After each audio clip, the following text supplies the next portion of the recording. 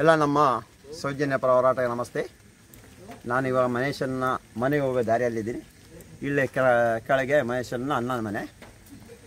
ಇವಾಗ ನಾನಿಲ್ಲಿ ಬಂದಿರೋ ವಿಷಯ, ಇವತ್ತು ಕೆಲವೊಂದು ಮಾಧ್ಯಮದಲ್ಲಿ ಮತ್ತು ಕೆಲವೊಂದು ಜಾಲತಾಣದಲ್ಲಿ ಸುಳ್ಳು ಮಾಹಿತಿಗಳು ಬರ್ತಾಯಿದೆ. ಜಯಂತ್ ಬಂಧನ ಆಗಿದೆ, ಗಿರೀಶನ್ನ ಬಂಧನ ಆಗಿದೆ, ಇಲ್ಲ ಮಹೇಶನ್ನವರ ಬಂಧನ ಆಗಿದೆ, ಸರ್ಚ್ ವಾರಂಟ್ ಆಗಿದೆ, ಇವನ್ನು ಬಂಧನ ಮಾಡ್ತಾರೆ. ಯಾವುದೇ ಕಾರಣಕ್ಕೂ ಅಂಥ ಯಾವುದೇ ಕೆಲಸ ಆಗಿಲ್ಲ.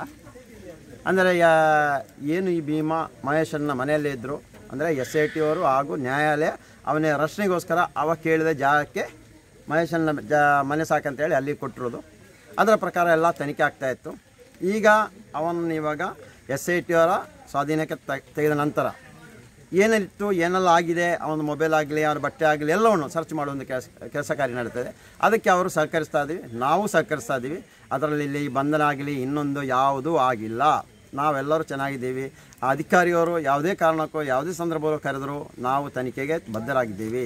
ಇದ್ದ ಸತ್ಯವನ್ನು ಹೇಳ್ತೀವಿ. ಇವಾಗ ಸತ್ಯದ ಮೇಲೆ ನಾನು ನಿನ್ನೆಯಿಂದಲೇ ಹೇಳ್ತೇನೆ, ದೊಡ್ಡ ಬಂಡೆಕಲ್ಲನ್ನು ತಂದಿಟ್ಟಿದ್ದಾರೆ. ಅದರ ಮೇಲೆ ಇನ್ನೂ ಜನ ಬಂದು ಕೂರಬೇಡಿ. ಆ ಸತ್ಯ ಮೇಲೆ ಇರೋ ಬಂಡೆಕಲ್ಲನ್ನು ತಳ್ಳುವ ಕೆಲಸ ಮಾಡೋಣ, ಬದಿ ಹಾಕೋಣ, ಜನರಿಗೆ ಗೊತ್ತಾಗಲಿ. ಅಂಥ ಕೆಲಸ ನಾವೆಲ್ಲರೂ ಒಟ್ಟಿಗೆ ಸೇರಿ ಮಾಡೋಣ ಅಂತ ಈ ಮೂಲಕ ಕೇಳ್ತಾ ಇದ್ದೀವಿ. ಯಾರಿಗೂ ಏನೂ ತೊಂದರೆ ಇಲ್ಲ, ಎಲ್ಲರೂ ನಾವು ಚೆನ್ನಾಗಿದ್ದೀವಿ, ನಾವು ಸತ್ಯದಾರಿಯಲ್ಲಿದ್ದೀವಿ. ಅದಕ್ಕೆ ಧೈರ್ಯವಾಗಿ ಇಲ್ಲಿ ಬಂದು ಇದನ್ನು ಮಾತಾಡಿಸ್ತಾ ಹೋಗ್ತಾ ಇದ್ದೀನಿ. ಮುಂದೆ ನಾಳೆ ಬೆಳವಣಿಗೆ ಏನಿದ್ರು ನಾವು ಮುಂದೆ ನಿಮಗೆ ತಿಳಿಸ್ಕೊಡ್ತೀವಿ.